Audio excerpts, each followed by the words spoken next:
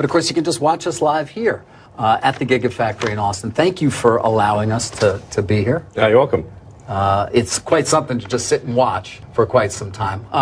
Yeah, this is actually where I don't actually have an office here. I either walk the floor or I hold meetings in this room. Okay. This room allows me to see what's going on with production while I'm holding meetings. Is there one particular production that you focus on when you're here, or that you sort of your eyes always go to, or you actually walk over to? Well, this is the end of line that we're seeing here. So if cars aren't moving, that means there's some blockage upstream, and then I can go and see what that blockage is. So I think we might be on a break right now, but if vehicle end of line is not moving, that means there's something upstream that's wrong. Got it. Well, it's been amazing just to walk around the facility a bit and get a sense for the size. All right, you just finished your annual meeting. You took a lot of questions from a very eager audience. I feel like most of it you've shared before, but there was some news, and I want to start there. Advertising. You got a big applause. You didn't sound like you were going to advertise that much, but you did at least seem to open the way to saying, okay, we might consider doing some advertising. Why? Well, I mean, I believe in listening to shareholders, and I actually was surprised by the level of enthusiasm for advertising, since we have not historically done that. But there perhaps is some good logic to it in that if we're simply sending out information via, say, the Tesla Twitter account or my Twitter account, we're somewhat preaching to the converted, and not reaching people that are not already convinced, essentially. So I think they probably have a good point. I think it's worth a try, and we'll see. We'll see how effective it is. Do you have any idea how you'd like to try it or what that would involve? Well, I mean, I have some general thoughts about advertising that if advertising is informative and entertaining, then it can start to approach content. So I think sometimes advertising is perhaps not informative, or perhaps in some cases a bit misleading. And in fact, we've lost some advertisers on Twitter because community notes applies to advertising too. And so if somebody advertises something that isn't perhaps a bit inaccurate, then it gets community noted, and then they get mad and stop advertising. But we care enough about the truth that we're willing to give up advertising dollars on Twitter, even if in order to have the least inaccurate source of information. And I want to talk about that, but I want to obviously spend some time on Tesla. Again, back to ads, though. I mean, am I going to start to see Tesla ads during the NFL broadcast on a given Sunday, Monday, Thursday? The NFL's always on. Well, bear in mind, I mean, I only just agreed to it, so it's not like I have a fully formed strategy. Okay. Well, how much time does go into when you think about these things? I mean, was it something you decided to do up on stage, or at least did you know coming in, I may, if this comes up, that I may go there? No, I mean, the questions are not scripted in any way. Right. So in that moment, you just said, all right, we'll do some ads. That's right. So we're only like 20 minutes later, and I'm asking you detailed questions. You don't have any answers, I guess. I'm not sure what the most effective thing is, except that, like I said, I believe that advertising should be informative about a product. It should be ideally aesthetically pleasing. It should be beautiful. It should have some artistic element to it, and it should be something that you don't regret watching after it's done.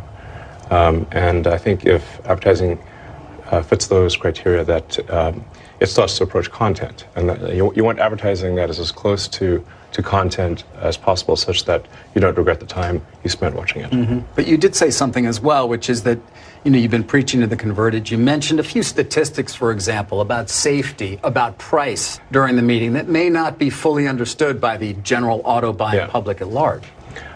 So a lot of people still think Teslas are super expensive because we did start out with an expensive sports car, then like a slightly less expensive sedan and SUV. But now we're at the point where the starting price of a Tesla is actually below the average selling price of a car in the United States. So Teslas are actually much more affordable than people realize. And so we should just make sure people at least know that. Right. And that Tesla's also the safest cars on the road in so many ways that people, actually a lot of people at Tesla don't even know. Sort of the cabin overheat protection, for example, or the fact that we continuously update the automatic emergency braking software and the way the airbags deploy. So we look at an accident and we say, is there anything we could do from a software standpoint to improve the cars that are already on the road? And then what can we update in the design to improve safety? I think that the statistics speak for themselves. This is not simply a matter of opinion. It's statistically safer than anything else. You mentioned affordability. It's something you discussed during your meeting. You've also discussed it a bit on the earnings call recently as well, in relation to the Federal Reserve raising interest rates and obviously the monthly cost for a typical auto buyer. You think it's going to be a tough 12 months ahead. You've said that a few times. Yes, for everyone, not just Tesla. Understood. So it's, it's simply, you can think of raising the Fed rate as somewhat of a brake pedal on the economy, frankly. It makes a lot of things more expensive. Certainly things that are bought with credit, but then it has downstream effects on even things that aren't bought with credit. So, if the car payment or your home mortgage payment is absorbing more of your monthly budget, then you have less money to buy other things. So actually it affects everything, even things that aren't bought on credit. So, and my concern with the way the Federal Reserve is making decisions is that they're just operating with too much latency. Basically, the data is somewhat stale. So the Federal Reserve was slow to raise interest rates, and now I think they are slow to they're going to be slow to lower them. That appears to be the case. Yeah, that may well be. We spent a lot of time talking about that, as you might imagine, on CNBC. Yes. Perhaps too much. But when it comes to latency, that takes me to pricing, because you've discussed the lack of latency in your own ability to understand exactly what's going on in the market for those cars, as opposed to many of the legacy and other competitors. We have real-time information on demand. So, so we know how many people placed an order for a Tesla yesterday. So the computer calculates that all, and literally every day we get an automated email to the exec staff that says how many people placed an order in which countries for which cars. So we know what demand, we know what the orders were yesterday. And you don't want to overreact to these things, because sometimes you get like little dips for reasons that are hard to explain. Do you look at them every day? Yeah. But like I said, you don't want to overreact to if like a week is slow or something, you don't want to overreact to that. But if you look at the trend, say for over two week span or something like that, you can see that there's this for some reason the demand is less than it was, or it's higher. Do you adjust pricing to that? I mean, are you almost like an airline at this point in terms of kind of dynamic pricing model? Yes. So we basically adjust our pricing to match demand, and we obviously did a big price drop in Q1. But now January is usually a terrible time for car buying. So there's seasonality to car purchases. With January is often the worst month. So we did a big price drop, and then recently we did a price increase. So as I mentioned to the audience, the reality is that all car companies make significant adjustments to price, because you've got the MSRP number. And then if demand is high, dealers will charge some premium over MSRP. If demand is lower, they will have manufacturer incentives. So you can actually see a very big difference over the course of, say, 6 months between the peak to trough of all cars. It's just that Tesla is so immediate and obvious and transparent. It's not a question of MSRP and then markups or discounts. Right. But after your last earnings, a lot of investors came away wanting to talk about your margins and wanting to talk about your pricing. In particular, I think, you talked about vehicle cost reduction. You sort of even said it's hard to explain the profundity of technically selling cars now for no profit and still yielding tremendous economics over time. Yes. I'd like you to explain a little bit more of what that means. You did a bit in the meeting as well. You're talking about sort of the move, I think, from manual to autonomous and the value add that will come along with that. But explain to people why that's profound and why conceivably, not that you want to, you could sell automobiles now for no profit and still make enormous profit in the future. So Tesla is the only car company selling cars where we believe the car is capable of achieving full autonomy with a software update. So the value of a fully autonomous car is, we think, perhaps 5 times more valuable than a non-autonomous car. Why? Well, the utility of a car, typically a passenger car, is going to be maybe 10 hours a week, maybe 12.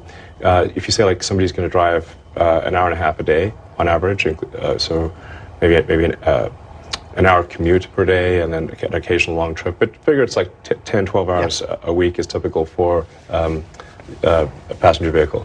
And then you also have a lot of costs associated with parking. You need a garage, or you've got to buy a parking space, or you've got to get a parking ticket at the mall. There's a lot of costs associated with cars. And now, if you've got a car that's autonomous, that can go around and essentially be like an autonomous Uber, the utility, I think, is going to be, well, it's going to be much higher. Perhaps, and this again, this is so much speculative. I understand. We're talking about robo-taxis here, or at least what people have called, or you have called. Yeah, like an autonomous Uber is a way to think about it. So perhaps the utility then would be on the order of 50 hours a week. This is just a guess. Say there's 168 hours in a week, and probably, as a rough guess, an autonomous car will be able to be active instead of for 10 hours a week, probably in our view for about 50.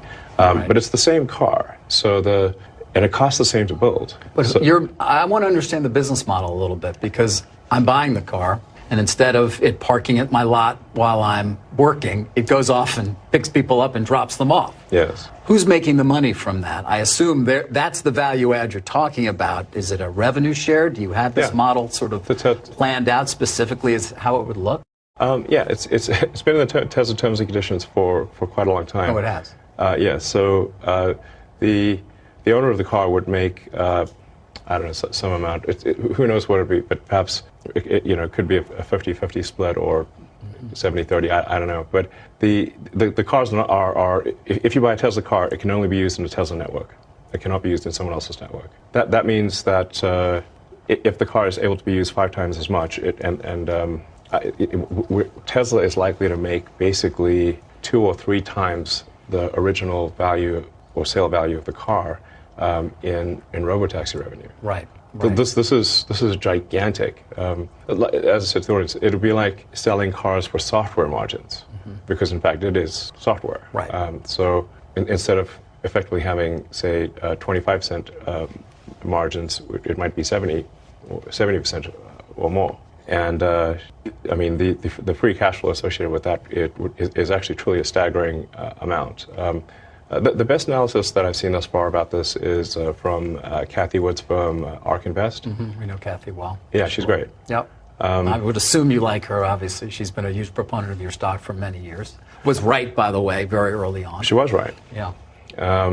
I thought she was being optimistic, but she turned out to be, in fact, almost spot on. Yeah. And I am familiar somewhat with her analysis. What a lot of investors come back to, or everybody, is your promises of full autonomy. And you seem to be saying, again, you said it before, you know that. Yes, no, I mean... You said it in 19, I think about 20. And I've certainly been, I guess I have somewhat of a pathological optimism. Well, it works, by the way, because you don't end up with this unless you're optimistic. But yeah, exactly. I mean, who would try to do this and rockets if they weren't pathologically optimistic? No, you'd have to be. Yeah, so there's a double-edged sword, I guess. But do you ever say to yourself, "All right, I'm getting a little ahead of myself here"? I mean, when you said again, we're going to have full autonomy. No, I didn't say we will. I said I think. You think? In my opinion, we probably will. Okay, right. There's a number of qualifiers there. I think, in my opinion, we probably will. So, what do you think, in your opinion, you probably will? When? I mean, it does look like it's going to happen this year. Why? Well, we're now at the point where the car can drive on highways and in cities and where a human intervention is extremely rare. So, I mean, I was able to drive for several days, just dropping a navigation pen in random locations in the greater Austin area with no interventions. And the same in San Francisco, which is a very difficult place to drive. So, I mean, you've got bus lanes, one-way streets, so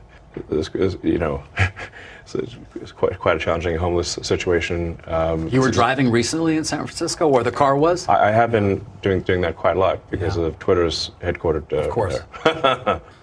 So, maybe less, maybe a little less soon. Yeah. We'll get to that. But finish your point, though, in terms of why you feel why you're optimistic. I'm optimistic for that reason, which is that I've actually never, this is the first time I've had a situation where there's been several days in a row picking random destinations and having no safety-related intervention. Right. It's the first time ever. I want to get to a lot of other topics, but I am curious on Tesla in particular. One thing I haven't heard you discuss is the impact on your business of the Inflation Reduction Act. At least I haven't heard it. Maybe you've discussed it. Adam Jonas, who follows your company at Morgan Stanley, said, "We believe the IRA is so advantageous to Tesla in terms of absolute dollars versus the legacy OEMs, it could equal as much as 45% of current earnings per share." Is the IRA going to be usually beneficial to your company? I'm not sure it's going to be that beneficial. There are significant advantages for having domestic production of batteries, which I think is important for strategic reasons. I think as we move to an electric transport economy, I think it's important for the United States to have some independence with respect to battery production, including all of the precursors necessary for a battery. So the IRA strongly incents that. And I think that will prove to be something of of national strategic importance in the future. So I'm not sure I would say it's as good as, say, a 45% increase in earnings per share, or 40%. Is it significant? It's helpful. Though? Yeah. It's helpful. I would say maybe it's half that or something. Okay, but I mean, 20% is quite significant. Yeah. Have you mapped it out at all? Do you have a sense? I mean, obviously you talk about storage, for example, which is so important. You spend time on that as well, the Megapack. Is it beneficial in that particular area beyond, obviously, the credits, the tax credits that certain people get for buying a Tesla? Yeah, there's really two parts to the IRA. There's the incentive for battery manufacturing, and it's really quite a detailed, it's actually a very well-written bill in that it really makes sure that you can't game it. So you actually have to build the batteries in the U.S. and you actually have to build the precursors to the batteries. But if you do, it is, I believe, $30 at the cell level and $15 at the pack level, I believe, if I recall correctly. So that is very significant for batteries. And then you've got the consumer tax credit for EVs, provided they are built in the U.S. And that the pack is built in the U.S. Yeah. So now this is really the first time that we've actually had the first time in many years that Tesla's actually had the consumer tax credit. Yes. Because we actually exceeded the limit for the consumer tax credit several years ago, and so up until December or until January this year, I should say, there was no consumer tax incentive to buy a Tesla. But there was for the other car companies because they've not made that many electric cars. Right, they didn't reach their limit. Yeah. Before I wrap on Tesla, I would like to get to China, which is obviously an important market for you. I noticed that chart you put up. BYD is the only company that seems to be making money so far. Are you concerned at all about ruthless pricing, sort of at the low end in the Chinese market, and what that will mean to your market share there? Currently a limitation is the production rate of our Shanghai factory. It's not demand. So that's there's some constraints on our ability to expand in China, and so we're making as many cars as we can. It's not a demand issue. And you're going to be making batteries soon as well. Yes. For the Megapack, for mostly for non-U.S. markets. So. Are you concerned at all about the growing belligerence between China and the U.S.? I think that should be a concern for everyone. I think you're right. I think it is shared by many people who run large organizations and smaller ones. Do you think, for example, China will make a move to take control of Taiwan? The official policy of China is that Taiwan should be integrated. One does not need to read between the lines. One can simply read the lines. Do you think that... So I think there's some inevitability to this situation. That would not be good for Tesla, conceivably, or for any company in the world, frankly. Yes, for any company in the world. I think almost no one realizes that the Chinese economy and the rest of the global economy are like conjoined twins. It would be like trying to separate conjoined twins. That's the severity of the situation. And it's actually worse for a lot of other companies than it is for Tesla. I mean, I'm not sure where you're going to get an iPhone, for example. Apple's recently started doing some sort of small amount of production in India, but it's tiny compared to... It's tiny. Not to mention an advanced semiconductor chip if they take over Taiwan Semi. Correct. So you design your own chips, but you manufacture them at Taiwan Semi too, right? We use Samsung and TSMC, but but you seem to think it's likely to happen. I'm simply saying that is their policy, and I think you should take their word seriously. Your time, I think you've said, in fact, some of the brief conversations we've had, is one of the most valuable things in your own control. And I am curious now, and Tesla investors sort of seem to rejoice at the announcement of a new CEO at Twitter in part because they thought, well, he's going to have more time for Tesla. That's true. Is it true? How do you see sort of allocating your time now that you will soon no longer be the CEO of Twitter? It was really a very, very challenging situation at the point at which the Twitter acquisition closed because, in rough terms, there was $1.5 billion of debt servicing that was added, while at the same time there was a massive cycling. You said you were 4 months away from bankruptcy. You're going to lose $3 billion in a year, conceivably. Negative $3 billion cash flow and had $1 billion in the bank. Yeah. No, that's not good. No. Anybody who knows anything about corporate finance knows that's bad. No, I mean, I'd say like the analogy I was using was it's like being teleported into a plane that's in a nosedive, headed to the ground with the engine's on fire and the controls don't work. Yeah. And you were the guy that's what it felt like. You chose to get into the plane. Well, I did try to exit the deal, and they wouldn't let me. I mean, it was a funny situation where when I first proposed the acquisition, they said, hell no. They adopted a poison pill, basically saying they'd rather die than be acquired. Like they'd rather chew on cyanide. And then a few months later, they're like basically have a gun to my head saying, no, you must acquire us. Yeah. I mean, that's quite a change. It is quite a change. But you seem to think, I can figure out a way out of this until finally, I guess you realized I can't. It was made clear to me that the decision would not come down in my favor legally. Yeah. All right. Well, now you have a new CEO. Yes. Why? I think Linda Yaccarino is going to be great. Why? Twitter is very much an advertising-dependent business. Linda is obviously incredible at that, and she's just a great executive in general. My skills and interests are in technology. I'll continue to play a role advancing the software. And getting the features and product stuff, basically. Right. I mean, the general idea is Linda will operate the company, and I will build products. Yeah. And I think that's a good. And that will take less of your time. Yeah, and I have that situation at SpaceX. Mm-hmm. Gwynne Shotwell, who's right. Amazing. Yeah.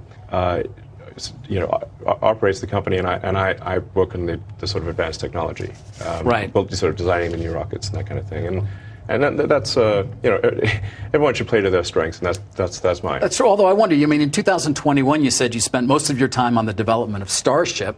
I think you've also been quoted. I've read, or I think I heard you say actually, most of your mental energy at certain points has been on Starship. Yes. So I wonder, have you been diverted from Starship a little bit and will return to it as the main focus, or is it Tesla?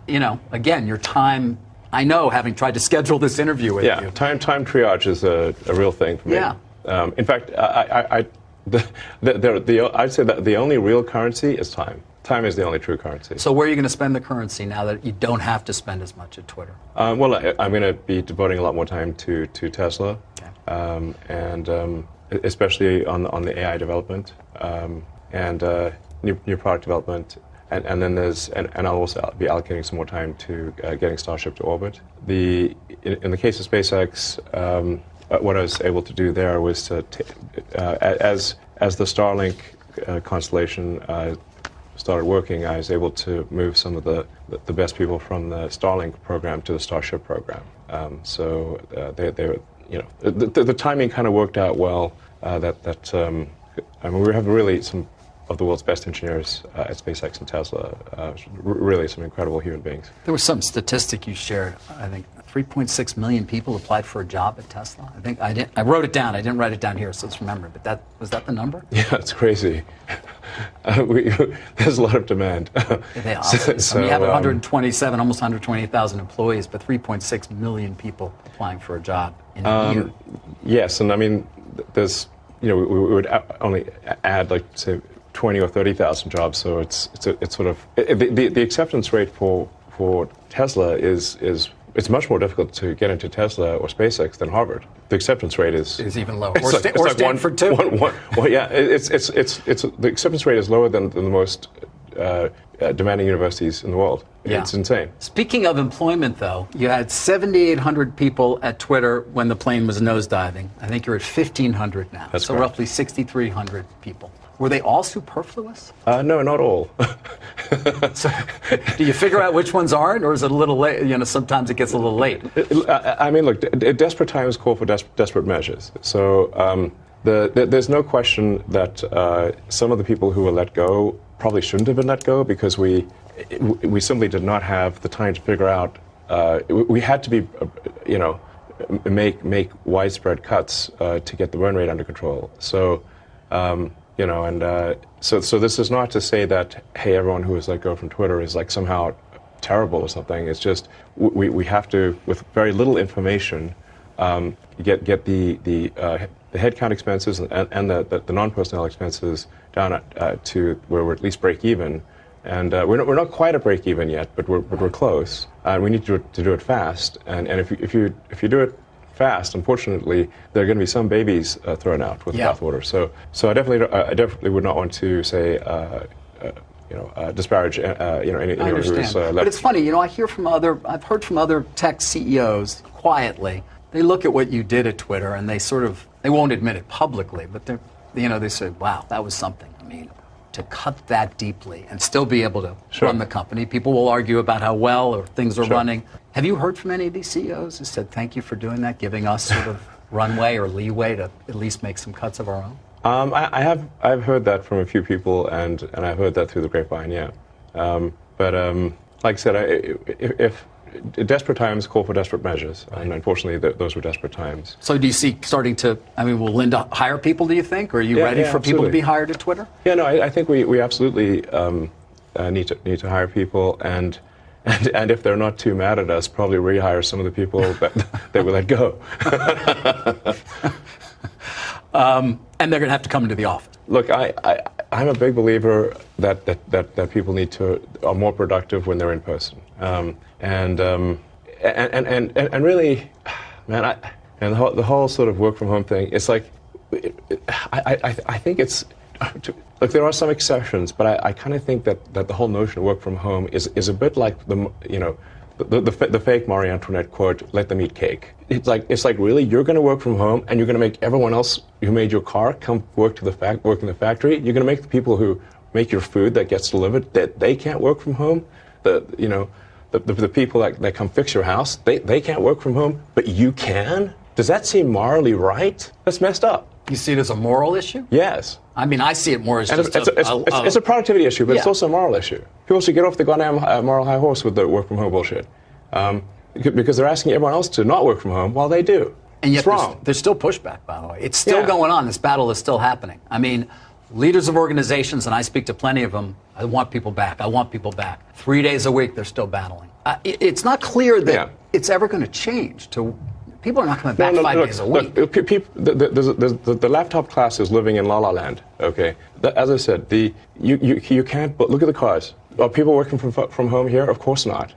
So the people were building cars, servicing the cars, building houses, fixing houses, making the food, making all the things that people consume. It's messed up to assume that yes, they have to go to work, but you don't. How is that? It's not just a productivity thing. I think it's morally wrong. Although productivity is definitely impacted too, and the ability of people to learn, I mean, on and on. Listen, I mean, look, people will disagree with me about this, but it's like. So if you want to work at Tesla, you want to work at SpaceX, you want to work at Twitter, you got to come into the office every day. Yes, I mean, I'm not saying. I'm saying, like, look, put 40 hours in, and frankly, it doesn't even need to be like. Monday through Friday, you could work Monday through Thursday. And I'm also not saying no one should take, I think people should take vacations. Like I work 7 days a week, but I'm not expecting others to do that. How much sleep do you get, by the way? About 6 hours. You do? 6 hours typically? Yes. No, that's not bad. I thought it would be less. I've tried less, but my productivity, even though I'm awake more hours, I get less done. Okay. And the brain pain level is bad if I get less than 6 hours. But you work 7 days a week. Yes. Yeah. I actually only, in terms of actually, you say like how many days in a year do I not put in some meaningful amount of work? It's probably about 2 or 3. 2 or 3 days? A year. Yeah. A year. Yeah. Yes. I want to get to some more specific questions about Twitter that sort of have a more global aspect. And I still want to get to AI. You're going to give us some time here? Can we still? Yeah, I think we've got a board meeting coming up, but I'm happy to give as much time as reasonably possible. I think it's maybe at 6 or something. Okay. Well, what time is it now? It's 5:42. All right. I'd love another 20. Can you spare another 20? Yeah, sure. All right. At least 20. Great. Let's talk about free speech a bit. You call yourself a free speech absolutist. You want Twitter, and this is aspirationally. Aspirationally, you want Twitter to be as truthful as possible, most accurate source of information about the world. So what does that mean for how you police lies on the platform? You mentioned community notes. Is that the extent of it? I think community notes, yeah. I mean, I'd say, so my overall kind of vision for X or Twitter is to be a cybernetic collective mind for humanity. This is going to sound quite esoteric and sci-fi, but so if in pursuit of that objective, you want to have information move quickly, have that information be accurate, and you want to have error correction on that information. So you can think of community notes as like an error correction on information in the network. And the effect of community notes is actually bigger than it would seem. It's bigger than the number of notes, because if somebody knows that they're going to get noted, they are less likely to say something that is false because it's embarrassing to get community noted. Okay. But and that applies even to advertisers, by the way. Right. We've lost that's so far $40 million in advertising. Because it was misleading, or because the community notes said it was? The community notes, they get two pretty big advertisers got community noted. And I think on balance the community notes were correct. And I did say to those advertisers, look, just go on Twitter and provide some facts that contradict the community note. That's the way to deal with the community note, is to say, is that the community note is saying that the ad is misleading for the following reasons. If you've got information that rebuts that note, then just add that to the ad. Okay. Well, we're coming up on an election. I mean, it's a ways away, but it's going to all start. President Trump is allowed back on the platform. He hasn't actually come back. Right. But one would imagine if and when he does, or there are others who will say 2020 election was rigged. Is that something, I assume that's not something you believe? I think the answer is nuanced. Do I believe Biden won? Yes, I believe he won. And you voted for him. I did, actually. Do you regret that? I mean, man, I wish we could have just a normal human being as president. That's what I want. I think if we could, there's that old saying of like we're better off being run by people picked at random from the phone book than the faculty of Harvard. Yeah. I don't know who said that, but it was someone very wise. And I would say if we could do that for the president, that would be great. You think that would be beneficial? So you're not, obviously you're not happy with Biden. Don't we all just want a normal human being to be whatever the president? That means, whatever. I'm not even sure anymore what normal means. No, but I mean, just I don't know, just sort of. You want somebody who's competent. That's helpful. Yes, I think definitely somebody's executive ability is underrated. Since the president is effectively the chief executive officer of the country, it actually matters if they're a good executive officer. Yeah. It's not simply a matter of do they share your beliefs, and but are they good at getting things done? There's a lot of decisions that need to be made every day. Many of them are unrelated to moral beliefs. Right. And you just want a good executive. Because they're CEO of America. They are. So we want a good CEO of America who's going to be an effective. Unfortunately, we live in highly partisan times where there is war about everything, including ideas, including the truth, which gets back to it's not true that the election in 2020 was rigged. It wasn't stolen. And I wonder on the platform, when you see that Does that end up in a community node, or is that something you take more action on? And obviously that applies to so many. I mean, to be clear, I don't think it was a stolen election. But by the same token, if somebody's going to say that there's never any election fraud anywhere, this is obviously also false. Yep. If 100 million people vote, the probability that the fraud is zero is zero. There's going to be, of course, there's always going to be some. A little. But is it going to, right. I mean, the tiniest bit, perhaps. I mean, this election was audited. It was so many judges. I mean, it went on and on and on, and there was nothing whatsoever that. I don't want to debate this with you. My question is more about. I think it's important to say, like, that in any given election, even if you try your hardest, if you've got 100 million votes, there's going to be some amount of fraud that is not zero. And that it's important to acknowledge that without saying that the fraud was of sufficient magnitude to change the outcome. Mm-hmm. So my opinion would be that there was some small amount of fraud, but it was not enough to change the outcome. Right, and by the way, it might have been either way. I mean, Yeah, there's probably a little bit of each way. But again, it's going to be, you're going to let people say that, though, on Twitter, and then you're going to hope that they're corrected. They will be corrected. They will be. Oh, yeah, 100%. Let's talk a bit about your tweets, because it comes up a lot. Even today, it came up in anticipation of this. I mean, you do some tweets that seem to be, or at least give support to some who would call others conspiracy theories. Well, yes, but I mean, honestly, some of these conspiracy theories have turned out to be true. Which ones? Well, like the Hunter Biden laptop. That's true. Yeah. Yeah. So, that was a pretty big deal. There was Twitter and others engaged in active suppression of information that was relevant to the public. That's a terrible thing that happened. That's election interference. But how do you make a choice? You don't see. I mean, in terms of when you're going to engage. I mean, for example, even today, Elon, you tweeted this thing about George Soros. Well, I'm looking for it because I want to make sure I quote it properly. But I mean, you know what you wrote. But you basically. I said it reminds me of Magneto. This is like, calm down, people. This is not like made a case out of it. You also you said he wants to erode the very fabric of civilization, and Soros hates humanity. Like, when you do something like that, do you I think that's true. That's my opinion. Okay, but why share it? Why share it? Especially, why share it when people who buy Teslas may not agree with you, advertisers on Twitter may not agree with you? Why not just say, hey, I think this. You can tell me. We can talk about it over there. You can tell your friends. But why share it widely? I mean, this is freedom of speech. I'm allowed to say what I want. You absolutely are. But I'm trying to understand why you do, because you have to know it's got a. It puts you in the middle of the partisan divide in the country. It makes you a lightning rod for criticism. I mean, do you like that? People today are saying he's an anti-Semite. I don't think you are. No, I'm definitely. I'm like a pro-Semite, if anything. I believe that probably is the case. Yes. But why would you even introduce the idea then that would be the case? I mean, look, we don't want to make this a George Soros interview. No, God, no. I don't want to at all. But what I'm trying, even came up though in the annual meeting. I mean, do your tweets hurt the company? Are there Tesla owners who say, I don't agree with his political position and I know it because he shares so much? Or are there advertisers on Twitter that Linda Yaccarino will come and say, you got to stop, man. Or, I can't get these ads because of some of the things you tweet. I'm reminded of the scene in The Princess Bride. Great movie. Great movie.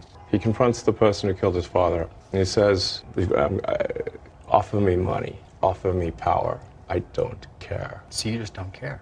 You want to share what you have to say. I'll say what I want to say, and if the consequence of that is losing money, so be it. But I mean, when you link to somebody who's talking about the guy who killed children in a mall in Allen, Texas, and you say something like it might be a bad psyop. I'm not quite sure what you meant, but in that particular case, there was. Somehow that's not that the obviously people were killed, but it was, I think, incorrectly ascribed to be a white supremacist action, and the evidence for that was some obscure Russian website that no one's ever heard of, that had no followers, and the company that found this is Bellingcat. Right. And do you know what Bellingcat does? Psyops. Right. I couldn't really even follow exactly what it was you were trying to express there, so that's in part why I was curious. I'm saying that I thought the ascribing it to white supremacy was bullshit. Okay. that the information for that came from an obscure Russian website and was somehow magically found by Bellingcat, which is a company that does psyops. And there's no proof, by the way, that he was not. There's no. I would say that there's no proof that he is. And that's a debate you want to get into on Twitter? Because we should not be ascribing things to white supremacy if it's false. Can we talk about AI now? Sure. Actually, I want to talk about AI. Well, let me end with Twitter in the sense of Sam Altman was on the Hill today, and he said AI's ability to manipulate interactive disinformation is a significant area of concern. It's yes. Moving so quickly. It is a significant area of concern. And how, I'm curious as to whether you agree with that, how you see that even playing out on Twitter with people who... Who knows? Somebody could, look like you and or me and use our voice. I don't know what it could be. Oh, that is happening big time. So the reason that I'm asking people to be verified on Twitter and that we're saying, okay, verification means you've got a phone number from a reputable carrier, which means that you've at least passed through whatever their security mechanisms are, that you have a credit card. So you now have passed through whatever security mechanisms the credit card company has, and that there's some small amount of money paid per month. That set of actions significantly increases the cost of fake accounts. With the latest AI, it can bypass basically every test for are you a human. Right. So then how do you know that a million accounts were created? How do you know that those are people? I don't know. How do you? Exactly. You have to do account verification. And the thing that makes I sort of put myself in the position of if it was my goal to manipulate public opinion and create millions of accounts and make it seem as though a topic was trending, and that this is actually what the public believes. But in order to do so, I had to get a million phone numbers, a million credit card numbers, and pay $8 a month, right? And have that all not be traceable and clustered, I'd say it's impossible. So the goal of the sort of Twitter verification is fundamentally to prevent AI manipulation of the system. Got it. Final question on Twitter. Walter Isaacson, your biographer, he said your big goal for Twitter is disrupting the banking industry. Is that accurate? I'd say that's a look. First of all, I don't want to disrupt something for the sake of disrupting it. It's more like if there is a better product, that's great. But I'm not out for disruption for the sake of disruption. I'm like, if we can make a product that improves quality of life for people that they find more useful, that's great. What people see in PayPal is sort of like a halfway. It's frankly sort of a half-baked version of what it could be.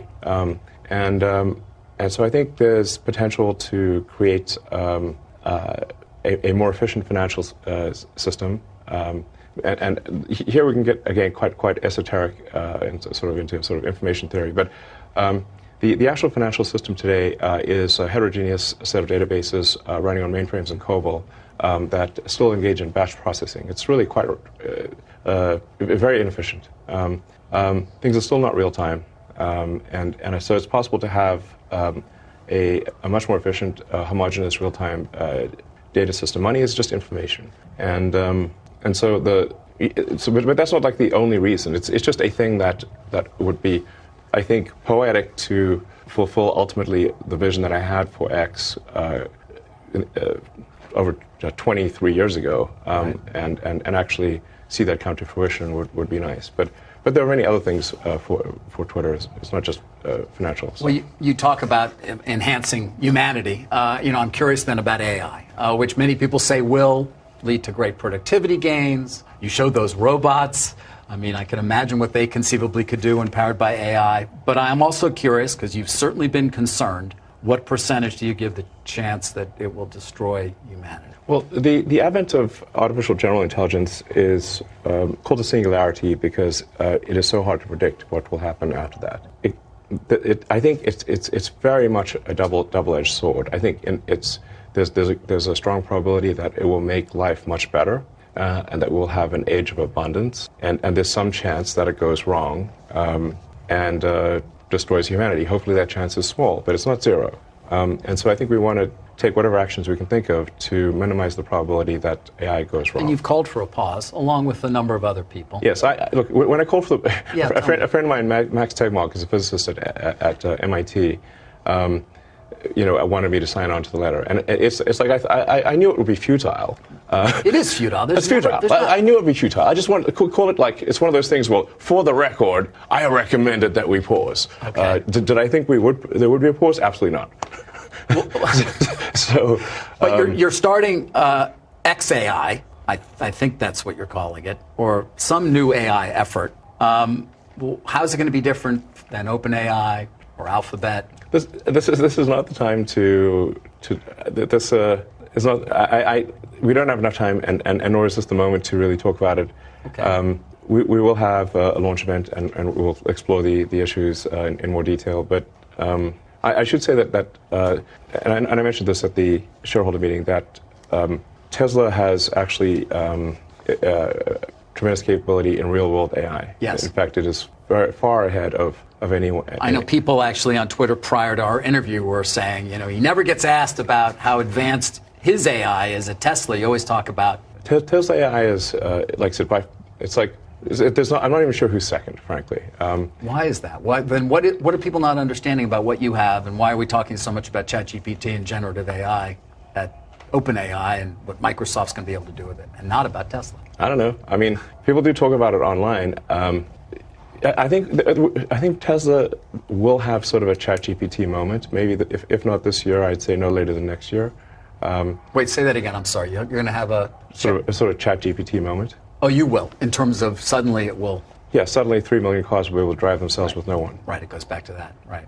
Yeah, and then 5 million cars, and then 10 million cars. So and I would also say that if positions were reversed and say, well, in fact, the positions are reversed. For example, Google has Waymo, which is sort of attempting self-driving, and they are able to make self-driving work in a very limited geography with very tightly mapped streets. But as soon as anything goes wrong with those streets, like if there's an accident or a parade or road construction, it stops working. Basically, Google is unable to produce a generalized solution to self-driving that works anywhere. They've been trying to do that for a long time. They've been unsuccessful. Tesla basically has that and is far more advanced than Google. Yeah. And so if the positions were reversed and you said, okay, Tesla's got to produce a large language model that has output equal to or greater than ChatGPT, or Microsoft OpenAI has to do self-driving, and we flip the tasks, Tesla would win. You'd win. Yes. And you have the computing power and everything else you need to do it. Absolutely. I'm being told we don't have that much time. Can you give me another 5 minutes, or what do you think? Yeah, I think so. I do have a board meeting. I know. But 5 minutes is probably fine. Sure. Okay, thank you. OpenAI. I mean, you seem somewhat frustrated with them. You were one of the big contributors early on. The reason I am the reason OpenAI exists. How much money did you give them? I'm not sure the exact number, but it's some number on the order of $50 million. Man, fate loves irony, next level. I used to be close friends with Larry Page, and I would stay at his house, and we'd have these conversations long into the evening about AI, and I would be constantly urging him to be careful about the danger of AI, he was really not concerned about the danger of AI and was quite cavalier about it. And at the time, Google, especially after their acquisition of DeepMind, had 3/4 of the world's AI talent. They had obviously a lot of computers and a lot of money. So it was a unipolar world for AI. And we've got a unipolar world, but the person who controls that does not, or at least did not seem to be concerned about AI safety. That sounded like a real problem. So, and then the final straw was Larry calling me a speciesist for being pro-human consciousness instead of machine consciousness, and I'm like, well, yes, I guess I am. I am a speciesist, So you helped to the creation of OpenAI. You put in as much as $50 million. More than helped. It wouldn't exist without me. It wouldn't exist without you. I came up with a name. Right. The name OpenAI refers to open source. So the intent was, what was the opposite? What's the opposite of Google? Would be an open source nonprofit, because Google is closed sourced for profit, and that profit motivation can be potentially dangerous. So, should you have gotten governance for that money? Should you have gotten some level of control, perhaps, in retrospect? Yeah, I fully admit to being a huge idiot here. Anyway, so OpenAI was meant to be open as an open source. It was created as a 501c3,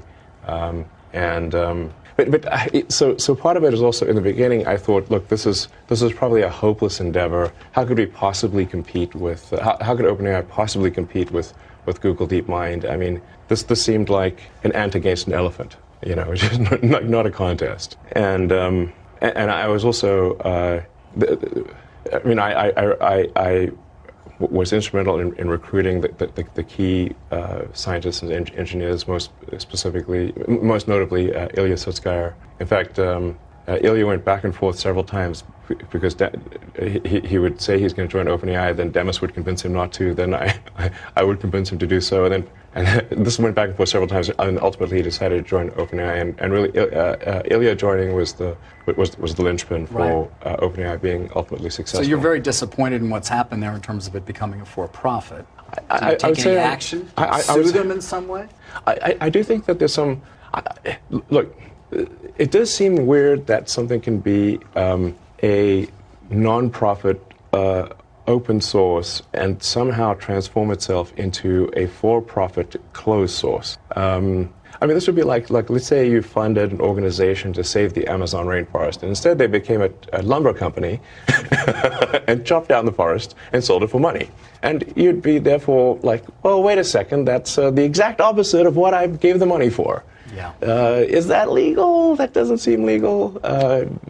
And if it is, and in general, if it is legal to start a company as a nonprofit and then take the IP and transfer it to a for-profit that then makes tons of money, shouldn't everyone start? Shouldn't that be the default? Right. And then I also think it's important to understand like when push comes to shove, let's say they do create some digital superintelligence, almost godlike intelligence. Well, who's in control? Yeah. And what exactly is the relationship between OpenAI and Microsoft? And I do worry that Microsoft actually may be more in control than, say, the leadership team at OpenAI realizes. Microsoft, as part of the Microsoft investment, they have rights to all of the software, all of the model weights, and everything necessary to run the inference system. So they essentially have a great deal of control. At any point, Microsoft could cut off OpenAI.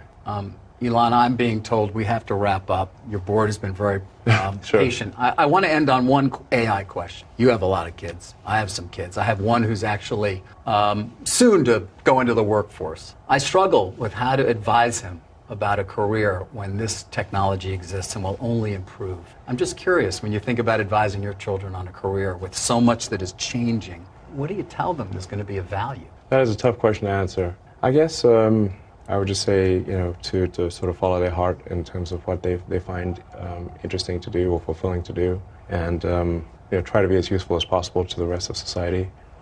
If we do get to the sort of like magic genie situation where you can ask the AI for anything, and let's say it's even the benign scenario. Let's say it's a benign scenario. How do we actually find fulfillment? How do we find meaning in life if the AI could do your job better than you can? I mean, if I think about it too hard, frankly, it can be dispiriting and demotivating. Because I go through. I put a lot of blood, sweat, and tears into building the companies, and then I'm like, wait, well, should I be doing this? Because if I'm sacrificing time with friends and family that I would prefer to do, but then ultimately the AI can do all these things. Does that make sense? I don't know.